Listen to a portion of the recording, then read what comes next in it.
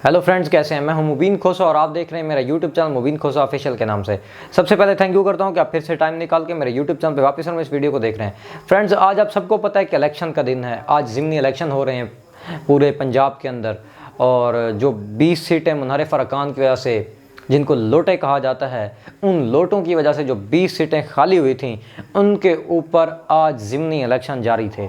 ज़िमनी election क्या हुआ कि बड़ी ज़ोर शोर की कंपेन की गई थी इमरान खान साहब की तरफ से, और उसको काउंटर कर रही थी मरीम नवाज़। मरीम नवाज़ के भी आखिरी जलसों में लोग तो बहुत ज़्यादा दिखाई दे रहे थे as compare to Imran Khan. वो तो बहुत ज़्यादा, इमरान खान की तो बहुत बड़ी फ़ैन फॉलोइंग है और रियल फ़ैन फॉलोइंग है, लेकिन मरीम नवाज़ ने जो आखिरी जलसे एक दो किए, उनमें भी लोग काफ़ी निकल के आए थे उनको देखने के लिए, उनको सुनने के लिए। अब ये समझ नहीं आ रही कि लोगों ने उनको वोट फिर क्यों नहीं डाला। अब तक की गैर हतमी और गैर सरकारी नताइज के मुताबिक पाकिस्तान तहरीक इंसाफ PTI जो है ना 17 सीटें जीत चुकी है, 17 सीटों पे विन कर रही है। पाकिस्तान मुस्लिम लीग नून 2 सीटों पे विन कर रही है, और 1 सीट के ऊपर आज़ाद उम्मीदवार जो है ना जीत रहा है। मुल्तान के अंदर जो मखदूम शाह महमूद कुरैशी साहब के साहिबजादे थे, उन्होंने सीट निकाली है, और सलमान नईम जो उनके अपोनेंट थे, वो उनको मुबारकबाद दे के भी चले गए हैं। यूँ समझ लीजिए ये सीट तो PTI की एक दफ़ा कन्फर्म हो गई है कि जो उसका दूसरा उम्मीदवार था वो उसको मुबारक दे के चला गया है, मतलब वो अपनी शिकस्त को तस्लीम कर चुका है। इसी तरह से मरीम नवाज़ ने भी ट्वीट किया है कि उसने कहा है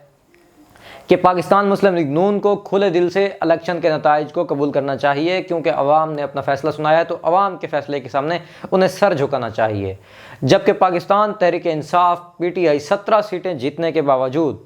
वो ये कह रहे हैं, वो कहते हैं हम 17 सीटें भले जीत रहे हैं, लेकिन ये जो इलेक्शन का तरीक़ाकार है उनके ऊपर उनको एतराज़ात हैं, उनके जो है ना इसके ऊपर शकूक व शुबहात हैं। वो कहते हैं आज तो हम ये 17 सीटें जीत रहे हैं, कोई बात नहीं, लेकिन हमें जो है ना ये इलेक्शन कमीशन का जो तरीका है, जो इलेक्शन करवाने का तरीका है, शफाफ इलेक्शन जो है ना ये हमेशा होने चाहिए,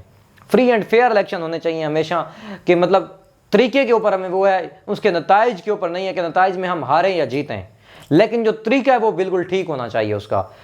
पिछली दफ़ा क्या हुआ था, आपको याद होगा कि पाकिस्तान तहरीक इंसाफ को 22 से 25 सीटें हरवा दी गई थी। 22 से 25 सीटें पाकिस्तान तहरीक इंसाफ जीत रही थी। फिर अचानक एक बहाना रात को बनाया गया कि सिस्टम बैठ गया है। उस सिस्टम बैठने के बाद क्या हुआ कि जब दोबारा नताइज, सरकारी नताइज हमें मौसूल हुए, जब गैर हतमी और गैर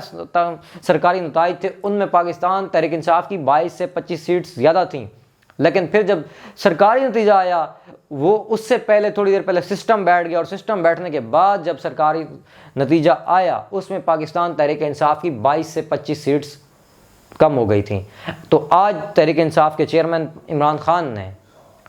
PTI के जो चेयरमैन है इमरान खान नियाजी साहब, उन्होंने कहा है कि अपने कारकुनान को उन्होंने पहले पैगाम दिया कि जो जो पोलिंग एजेंट्स जिन जिन पोलिंग्स के अंदर मौजूद हैं वो वहाँ पर रहें, जब तक कि सरकारी नताइज उनको वसूल नहीं हो जाते तब तक वो रहें, क्योंकि ये धांधली यहाँ पे की जा सकती है, ये जो फिर सिस्टम बैठने का बहाना किया जा सकता है, ये सारा कुछ मौके में हो सकता है। अब हमारे यहाँ एक सीट थी,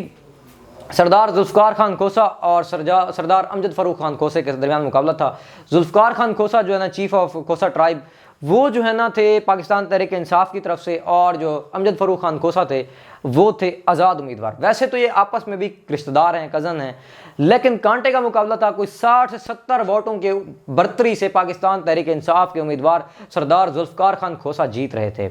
लेकिन फिर क्या हुआ, एक पोलिंग जो है ना,